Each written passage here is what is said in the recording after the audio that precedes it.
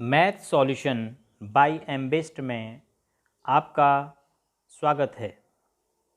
गणित विषय के संपूर्ण कोर्स NCERT पाठ्यक्रम के अनुसार पढ़ने और समझने के लिए चैनल को एक बार सब्सक्राइब कर बेल आइकन अवश्य प्रेस करें।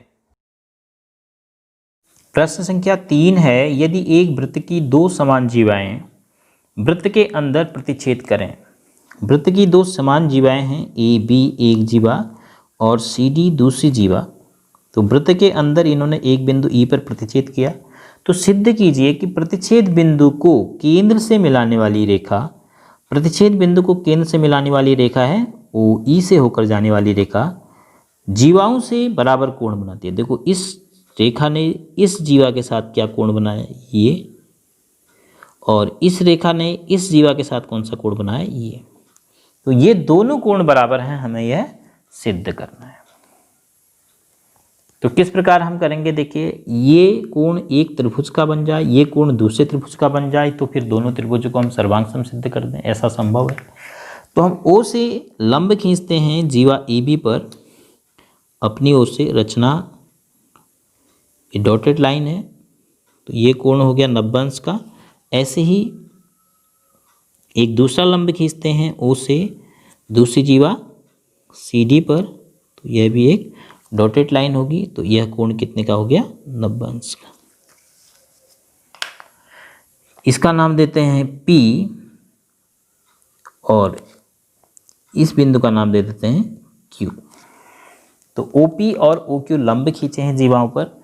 अब हमें सिद्ध करना है कोण OEQ और कोण OEP क्या होंगे, बराबर होंगे।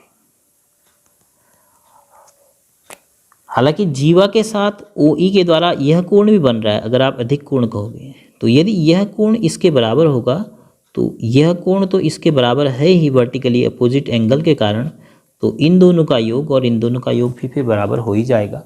तो हमारा मुख्य उद्देश्य है कि हम OEQ और OEP कोण को बराबर सिद्ध करें। तो दिया इसमें क्या है कि जीवाएं क्या हैं, समान जीवाएं हैं। तो जैसे प्रश्न संख्या 2 में आपने देखा था, वही यहाँ पर भी आपको जानकारी है।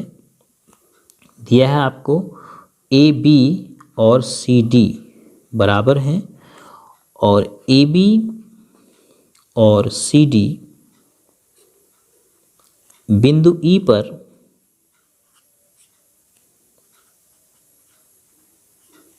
प्रतिच्छेद करती है।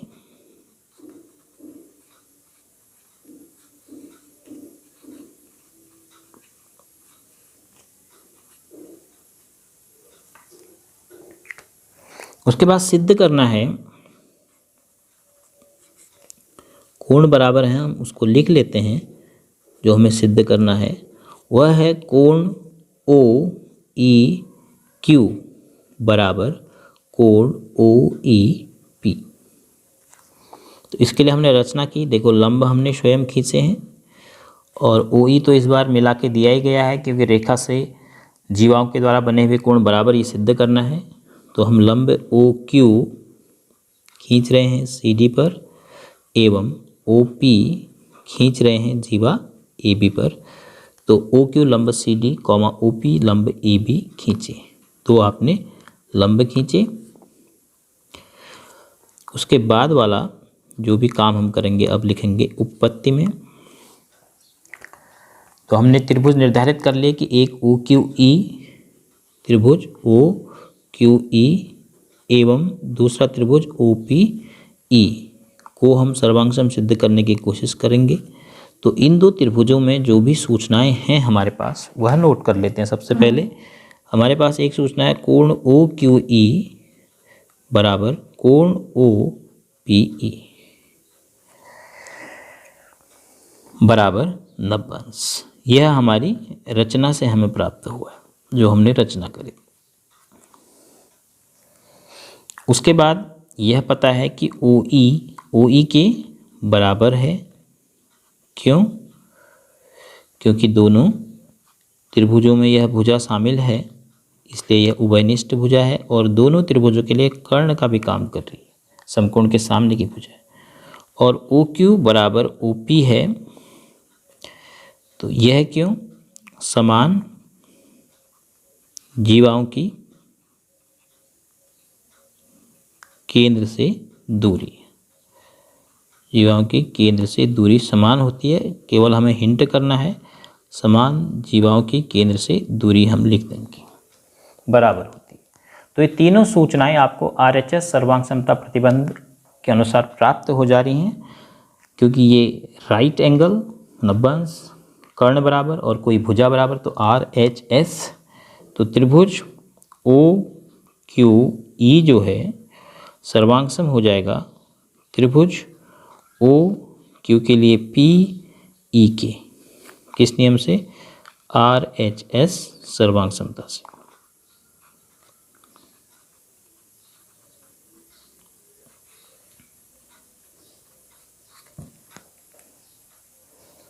अब यहाँ से जो आपको प्राप्त होना है, क्या मिल रहा है कि नहीं, वो देखते हैं। कोण E, कोण OEQ, OEQ देखो कैसे जा रहे हैं हम, OEQ OEP के बराबर आ रहा है। तो इस त्रिभुज का कोण OEQ इस त्रिभुज के कोण OEP के संगत है, और सर्वांगसम त्रिभुजों के संगत भाग बराबर होते हैं। तो इसलिए कोण OEQ बराबर कोण OEP आपको corresponding parts of congruent triangles are equal से प्राप्त हो गया। तो यही आपको सिद्ध करना था।